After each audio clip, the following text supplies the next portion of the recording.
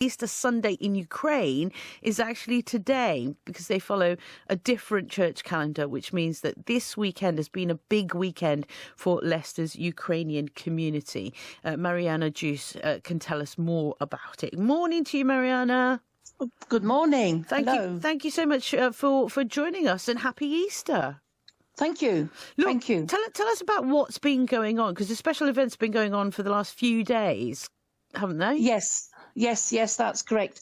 I could shorten it down a little bit and say on Friday was Ukrainian Good Friday. What is usually done on that day is in the evening the church is open. There's a service which is for the laying of the shroud. That's the representing the shroud that was covering the body of Christ when he was taken from the cross. And people rever that in a special, very, very solemn service. And on that day, I remember as a child, I wasn't allowed to watch TV or listen to music. It was very serious. Saturday, yesterday, was a little happier. It ended. The laying of the shroud was ended, and then we all were in the church with our Easter baskets. And what that is. I was going to say, tell me about that. Yes, the Easter basket. Well, during Lent, the 40 days of Lent, people aren't really supposed to eat meat or dairy products. And in the Easter basket, we have meat, for example, ham and big sort of Polish-style sausage, and dairy products like butter, soft cheese, and we have salt with that, and also horseradish, would you believe? But the main thing is the Pascha. Pascha is Ukrainian Easter bread, which we bake. Took me a long time to do that one, that's for sure. And we take all that in a basket, and we take it to church, and it's blessed. So it's like the breaking of the fast.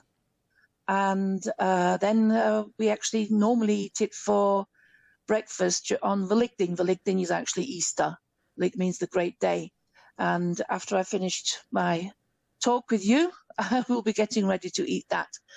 So it's really, really nice with lots of different styles of Easter eggs. We have certain styles of making Easter eggs, writing them. They're not painted, they're written. And yes, then we go to church again later on today for the Easter matins, for the main church service. So it's quite large, it's big, it's happy, it's very nice. Brings back a lot of memories. I grew up with this.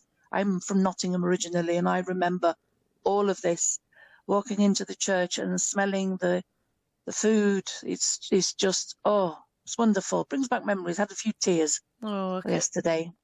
Yeah, I can imagine. Does it feel strange though, celebrating Easter a week later than most people do? Not really, because in general, many Ukrainians, not everybody, but many Ukrainians, whether they're Ukrainian Orthodox or Ukrainian Greek Catholics, we are Ukrainian Greek Catholics, they've been following, or we have been following, the Julian calendar, which is centuries old, and the West follows the Gregorian calendar. That's why we have Christmas on the 25th, and here, and Easter at different times. It's not just a week later. Sometimes it falls on the same day as we call it the English Easter, or sometimes a month later. So it depends. Yeah. And yes, so I personally, well, all my friends and everybody that I know, we have been following the Julian calendar, the old style calendar. So it's completely normal for us to celebrate Easter usually completely different times than here in the West. Yeah. And just how important is this time of year for you? Well, it's, apart from the religious aspect, for me personally, it's remembering what our parents, who were also refugees back in the 1940s, after the Second World War, they came over here as refugees and built their own lives. And they passed all of this, all these traditions, onto us.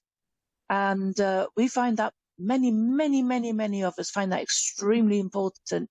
So we know how to prepare, for example, the Easter basket and bake the Easter bread, which I mentioned before is called the Pascha, how to write Easter eggs. It's a special way of doing these Easter eggs.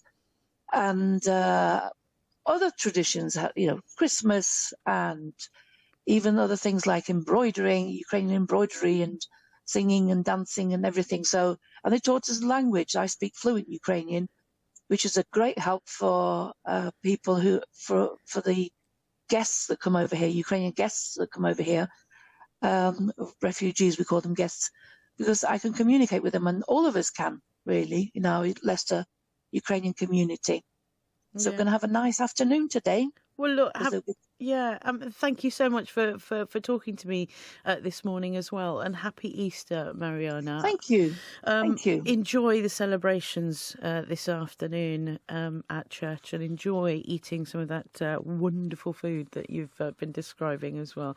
Mariana Dzus telling us a little bit about Leicester's Ukrainian community and how Easter will be celebrated and has been celebrated for the last few days in the Ukrainian community.